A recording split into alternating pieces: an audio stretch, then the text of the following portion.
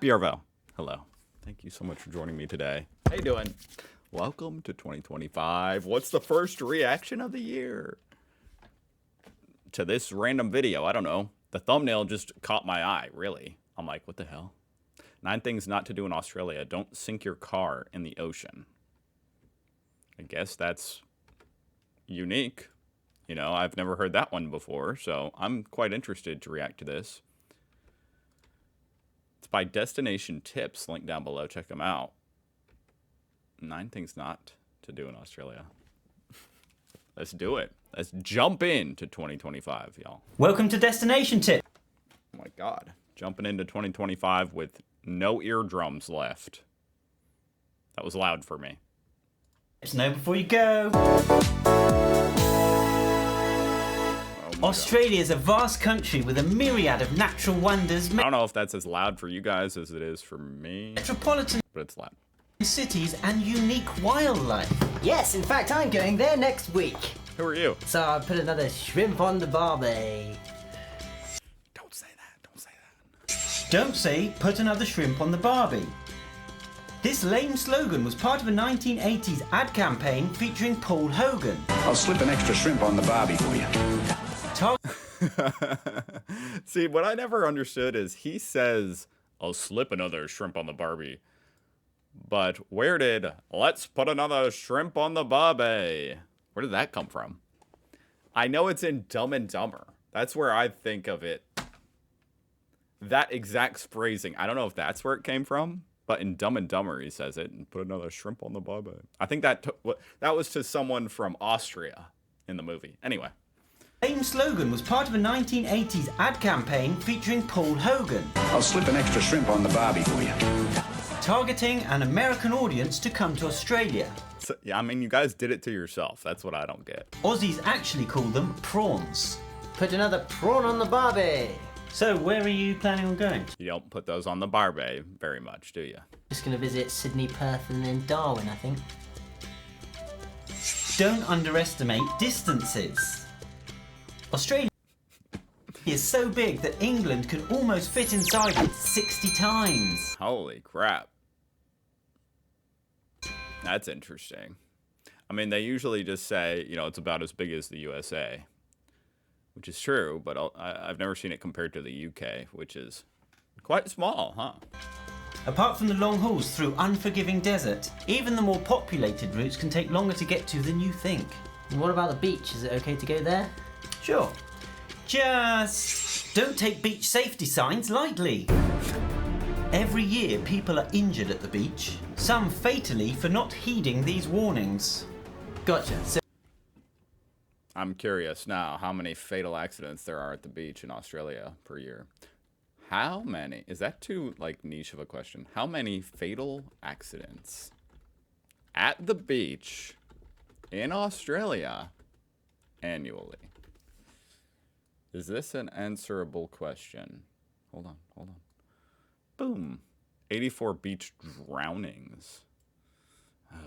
Yeah, that makes sense. From the riptides.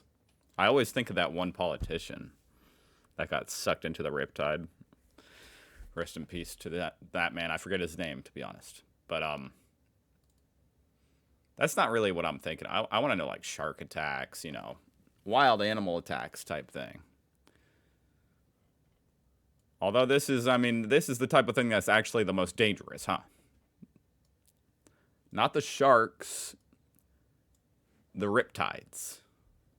So it's safe to surf, right? Absolutely. But don't surf without knowing the etiquette. So what does that mean? Well, for example, the person closest to the peak of the break has the right to ride it. Don't drop. I would just have to go where there's nobody at. I cannot be trying to learn how to surf. I just have too much anxiety about that type of thing. You know what I mean? I try to be nice, you know? Because, you know, if you play golf, I play a decent amount of golf. You know, the etiquette. Golfers love the etiquette. Rather, they hate people who don't do the etiquette. So, you know, it's all about the etiquette. I'm always trying to be a nice guy. But it's too much, man, when you're trying to learn, especially something like surfing. Oh my god, I'd have to find... That's an even worse idea, huh? Because of the previous thing. You don't want to go surfing alone for the first time you're ever surfing. Anyway. Has the right to ride it. Don't drop into another person's wave. Paddle outside See, I don't even know what that means. Drop into another person's wave. I really don't even know what that means. of the zone where a lineup of surfers might be coming at See, like, did they not? They're all on the same wave. It's not like just one dude goes on each wave, right? of surfers might be coming at you. Secure your leg rope and don't be a wave hog. So where else are you planning on Wave hog. visiting?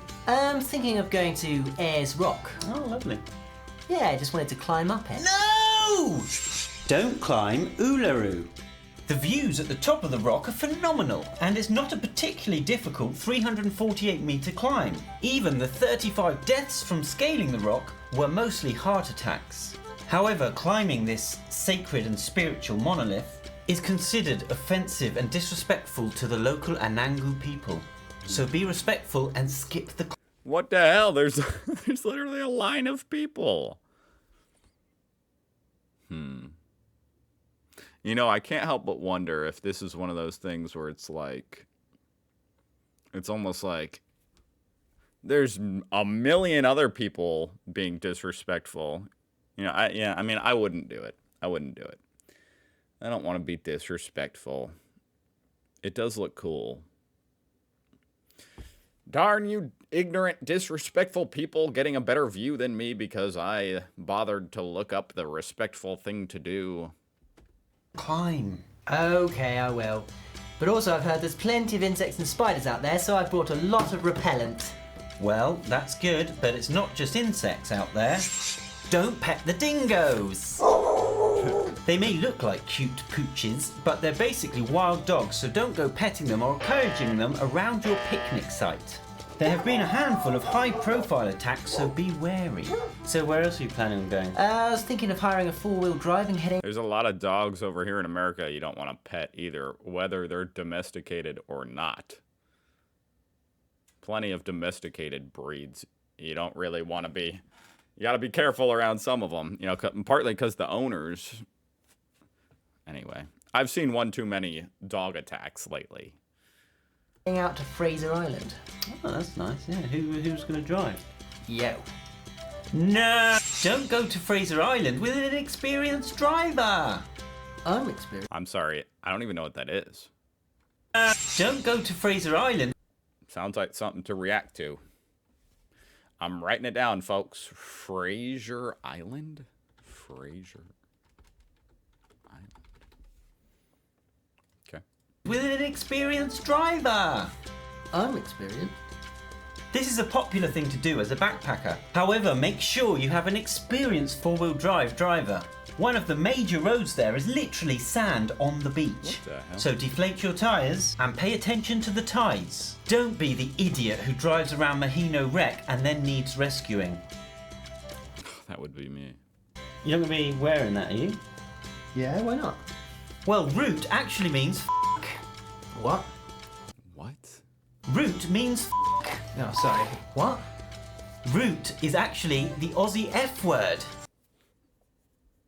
I think I heard that before, and it's just so weird. It slipped my mind. How is that the F word? Don't root for a team. That's it. Oh my god, I forgot about that.